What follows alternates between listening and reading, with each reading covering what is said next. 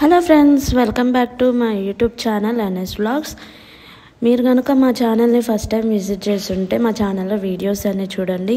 మీకు కనుక నచ్చినట్టయితే లైక్ చేయండి, సబ్స్క్రైబ్ చేయండి, కామెంట్ చేయండి.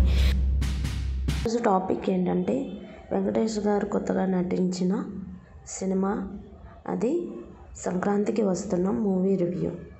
F2, F3 లాంటి ఎంటర్టైనర్ల తర్వాత విక్టరీ వెంకటేష్, అనిల్ రావుపూడిల క్రేజీ కాంబినేషన్లో తెరకెక్కిన కొత్త చిత్రం సంక్రాంతికి వస్తున్నాం. సంక్రాంతి కానుకగా ఈరోజే ప్రేక్షకుల ముందుకు వచ్చిన ఈ ఫ్యామిలీ ఎంటర్టైనర్ విషయాలేంటో చూద్దాం పదండి. వెంకటేష్కు సరిగ్గా నప్పే పాత్ర చేశాడు. సంక్రాంతికి వస్తున్నాంలో తన కామెడీ టైమింగ్కు సరిపోయే పాత్ర కావడంతో ఆయన చెలరేగిపోయారు. ఆయన లుక్ కూడా చాలా బాగుంది. స్క్రీన్ ప్రెజెన్స్, కామెడీ టైమింగ్ అదిరిపోయాయి. అన్ని వర్గాల ప్రేక్షకులకు ఆయన పాత్రతో కనెక్ట్ అయిపోతారు. కామెడీ పండించడంలో సీనియర్ హీరోల్లో ఎవరైనా ఉన్నారు అంటే అది వెంకీ గారు మాత్రమే. ఎప్పట్లాగానే ఇమేజ్ గురించి ఆలోచించకుండా, ఏమాత్రం తడబడకుండా ఆయన చేసిన సీన్లు అందరికీ ఆకట్టుకున్నాయి. అమాయక పల్లెటూరు ఇల్లాలిగా ఐశ్వర్య రాజేష్ గారు కూడా బాగా అదరగొట్టారు.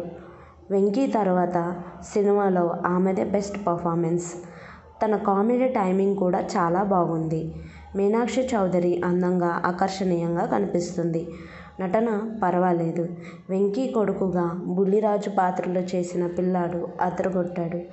అయితే ఈ కథ స్టోరీ దేని మీద బేస్ అయి ఉందంటే, వడ్డీరాజుగా వెంకటేష్ గారు నటిస్తారు.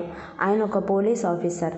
తను ఎంతో స్ట్రిక్ట్గా ఉద్యోగం చేస్తుంటారు. అయితే తన డిపార్ట్మెంట్ వాళ్ళే తనకు అన్యాయం చేశారనే కోపంతో ఉద్యోగం వదిలేసి తన భార్యను అనగా ఐశ్వర్య రాజేష్ను తీసుకొని పెళ్లి చేసుకొని ఒక పల్లెటూరులో సెటిల్ అయిపోతాడు.